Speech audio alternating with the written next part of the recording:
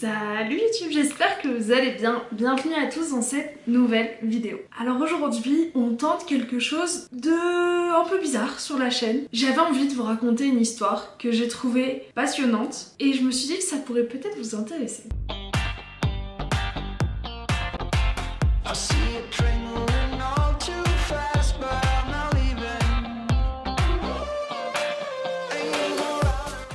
En fait, pour ceux qui ne le savent pas, je fais des études dans tout ce qui est commerce. Et dans ma faculté ici en Colombie, on a vu une étude de cas qui est sur la campagne promotionnelle, donc marketing, du volet numéro 2 de Hunger Games. Classique. Et en fait, en me renseignant un petit peu plus, je me suis rendu compte que c'était un exemple dans la sphère marketing ce qui avait été fait et que du coup on pouvait se demander est-ce que c'était grâce à toutes ces innovations autour de la campagne de promotion de ce film qu'il avait été un tel succès. Je vous mettrai des sources dans la barre d'infos, à savoir que la source que moi j'ai trouvé le plus de choses, c'est la source que j'ai étudiée en classe qui était donc un document fait par la Kellogg School of Management qui est donc l'école de commerce de Northwestern, et malheureusement les droits sont juste partagés à mon prof donc je pourrais pas vous le mettre, mais honnêtement juste il y avait un super article dans Variety, il y a énormément de ressources, donc j'espère que ça va vous plaire. Je vais faire mon mieux pour utiliser et vous expliquer des concepts le plus basiquement possible. Je suis pas prof,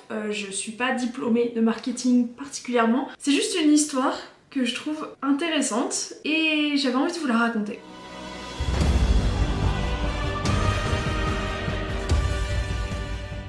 Je pense que déjà c'est important de vous présenter un petit peu le protagoniste principal de cette histoire. Il s'agit donc de Tim Palen, qui est le chef du département marketing de Lionsgate, donc la boîte de production qui a fait Hunger Games 2, et qui en fait quand il va voir la fanbase existante autour d'Hunger Games, va décider d'innover et d'essayer au maximum d'impliquer les fans. Aussi c'est important de noter qu'il a énormément travaillé avec Suzanne Collins, donc l'auteur de la série de livres, et qui en fait elle-même a trouvé que tout ce qui avait été créé par Tom Palen, toutes les ressources étaient incroyables et elle savait que la campagne marketing était entre de bonnes mains. Pour remettre dans le contexte, au moment de cette campagne marketing, on est en 2013, donc je sais pas pour vous mais pour moi j'avais 13 ans, tout ce qui a été fait, je l'ai pas vu parce que j'étais pas sur les réseaux, et que c'est ce que Tim Palen va utiliser majoritairement. Il va utiliser ce qu'on appelle une transmédia campaign, une campagne transmédia, c'est-à-dire qu'il va pas juste se servir de la radio ou de la télé, il va aller sur tous les médias possibles pour créer du contenu. Mais là où Tim Palen a vraiment tué le game, c'est qu'il a fait en sorte que tous les contenus soient interconnectés et créer une vraie valeur ajoutée pour les fans. En fait, tout est basé sur ce qu'on appelle le brand storytelling. Donc l'art du storytelling, c'est de raconter une histoire, et là, c'est le fait de partir d'une marque, et la marque ici, c'est Hunger Games, et de créer du contenu pour que ça rentre dans l'univers. Est-ce que Tim Palen et son équipe vont choisir d'exploiter, c'est tout ce qui est relié au Capitole. Et la plus grande partie de ce mix marketing, c'était pour appuyer en fait la différence entre le Capitole et les 13 autres districts. Il y en a 13, hein, oui je crois. Si ça avait été une campagne promotionnelle tout à fait normale, il se serait concentré sur la télé, la radio, les affiches, les magazines et les bandes annonces. C'est à peu près tout ce que fait en général une équipe marketing avant la sortie d'un film. Mais eux, ils sont partis sur complètement autre chose. Ils n'ont pas pour autant délaissé les autres médias, et c'est pour ça a été en quelque sorte leur filet de sécurité. Mais ils sont partis dans une autre direction, et c'est cette direction-là qu'on va analyser maintenant.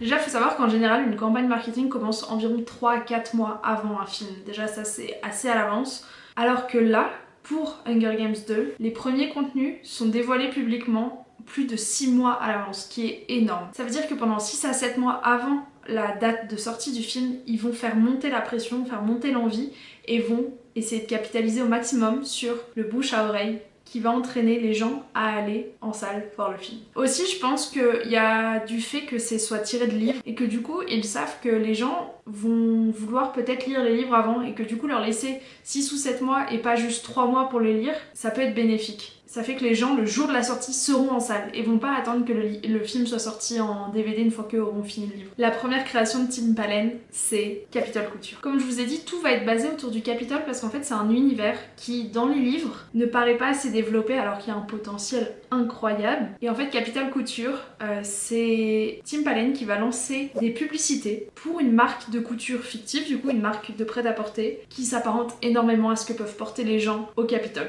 Il va également créer une pub pour un parfum. Et en fait, toutes ces publicités mises en ligne majoritairement vont être reliées à un compte internet sur Tumblr. J'avoue que Tumblr, j'ai jamais trop utilisé, donc je sais pas trop comment ça fonctionne. Mais en fait, ils vont créer tout un site sur Tumblr qui rassemblera finalement tous les contenus créés pendant cette campagne marketing. Et c'est là-bas que les fans auront accès à des contenus exclusifs sur leur saga préférée. Et le but tout au long de cette campagne pour Tim Palen, c'est de faire en sorte de brouiller les lignes entre la réalité et la fiction. Par exemple, sur Tumblr, il y avait aussi un magazine en ligne qui reprenait du coup des articles sur Capitol Couture, sur la vie dans les districts, sur la politique. Et ces articles étaient écrits par des vraies personnes avec leur nom. Tu pouvais aller ensuite voir leur biographie, te renseigner sur eux et limite les croiser dans la rue le lendemain. Il y avait aussi cet esprit de communauté, je pense, qui s'est créé autour de ça et qui a suscité un engagement encore plus grand. Et cet engagement, on le voit dans la deuxième partie qui est les portraits. Tim Palen va faire monter peu à peu la pression et l'anticipation quant à la sortie de chaque portrait. Je crois qu'il y en a 11 au final et ils représentent les personnages principaux de ce deuxième opus. Et en soi, chaque sortie de nouveaux portraits était un énorme événement que les fans attendaient avec grande impatience et les photos, tout est fait pour compléter l'univers du Capitole. On y voit tous les acteurs assis à la forme d'un portrait, sauf Katniss Everdeen. Fun fact, c'est pas que Tim Palen voulait pas, c'est juste que la robe de Katniss Everdeen, c'était impossible qu'elle soit dedans, à cause je crois de cristal ou je sais pas trop quoi. Donc normalement ils auraient dû tous être assis de la même manière, mais Katniss Everdeen, elle sort un peu du lot quoi. Et donc ces sorties étaient relayées par le magazine dont je viens de vous parler, mais aussi par des partenaires que Tim Palen avait, et pas n'importe quel partenaire, c'est-à-dire que là je vous parle de Yahoo, MSN, MTV, le Huffington Post, c'est très difficile à dire, c'est-à-dire que des gens qui ne connaissaient rien à Hunger Games pouvaient voir comme ça sur le site internet du Huffington Post les portraits de Pita ou je sais pas, et du coup ça les renvoyait au site et au blog sur Tumblr. Et là où Palen a été incroyablement fort, c'est que il a lancé cet engouement, il l'a suscité, mais il a fait très attention à ne pas over-promoter,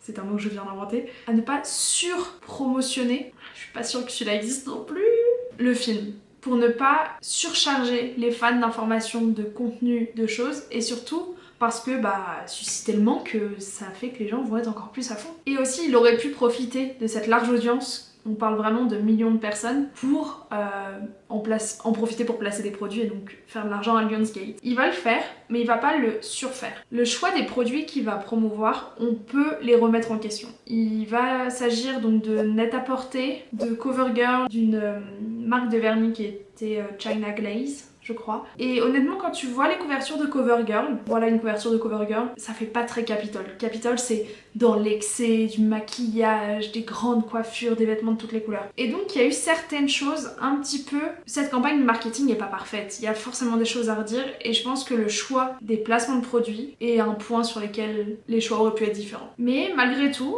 Tim Palen va réussir à garder cette image un peu anti-établie du Capitole, donc dans son extravagance. Et surtout, et c'est la chose la plus importante dans une campagne marketing, il va garder l'authenticité du produit qu'il est en train de vendre. Et donc ici, le film. Donc on va pas se mentir, le site en soi n'apporte rien au film, mais c'était surtout en fait pour développer l'expérience des fans et le récit créé autour de l'univers.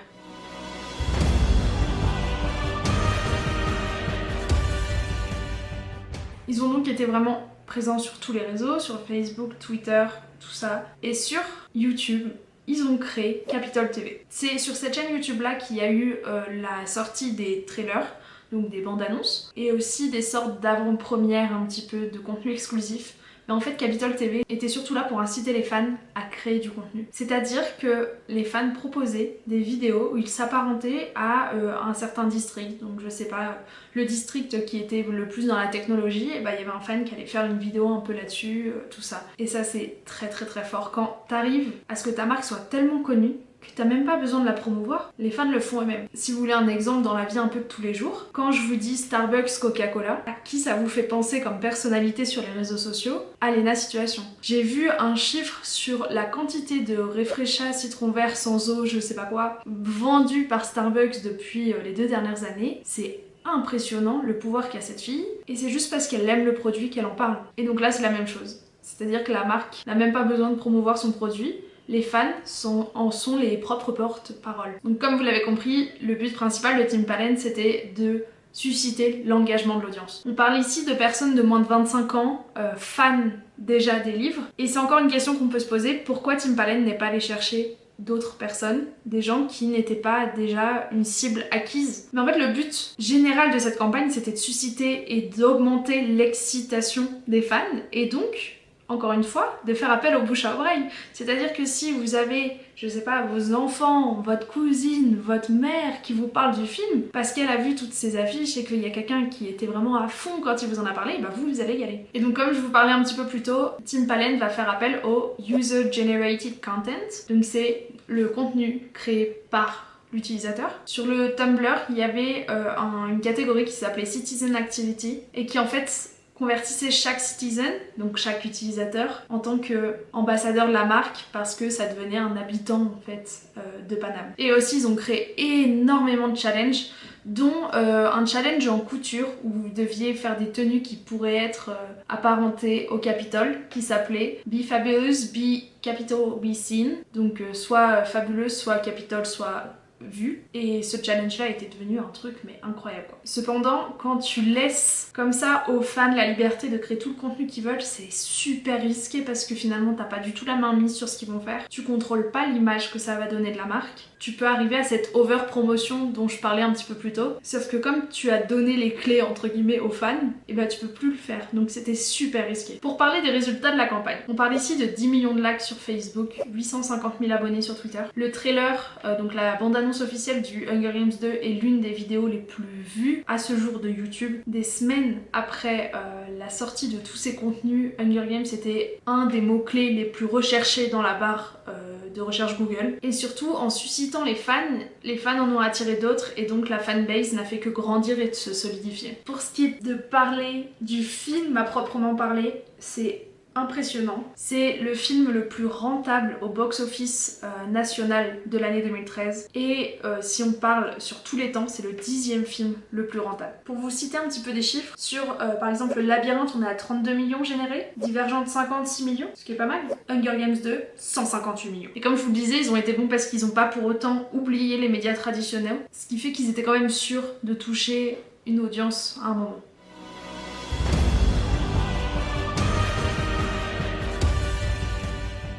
Pour conclure, donc comme vous l'avez vu, cette campagne elle est impressionnante parce qu'elle est hyper novatrice. Malheureusement, Palen n'a pas réussi à reproduire la même chose pour le 3e film parce que ça s'adaptait pas et que c'était plus le même engouement. Et cette campagne, c'était pas tant promouvoir le film à proprement parler, mais créer du contenu autour de l'univers du film pour augmenter en fait la curiosité des fans et leur participation.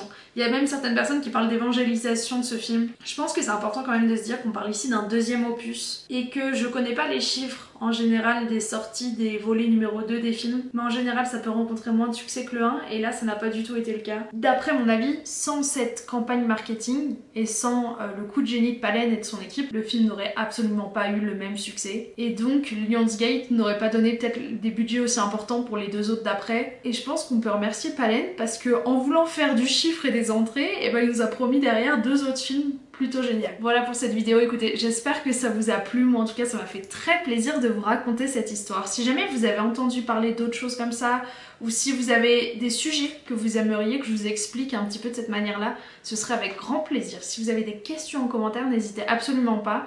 C'est vrai qu'il y a des contenus que moi je suis dans ma 4e année d'études donc je connais un petit peu des mots-clés, parfois je me rends pas compte que vous peut-être pas, donc je suis désolée s'il y a certains côtés qui n'étaient pas clairs. Voilà, je m'essaye à ce nouveau format donc j'ai encore de la marge de progression. Si vous avez aimé ce contenu, n'hésitez vraiment pas à mettre un petit pouce en l'air pour que je puisse voir que ça vous plaît et comme ça je pourrai essayer de trouver un autre sujet à dénicher. Je vous fais à tous des gros bisous et je vous dis à très bientôt dans une prochaine vidéo. Ciao ciao.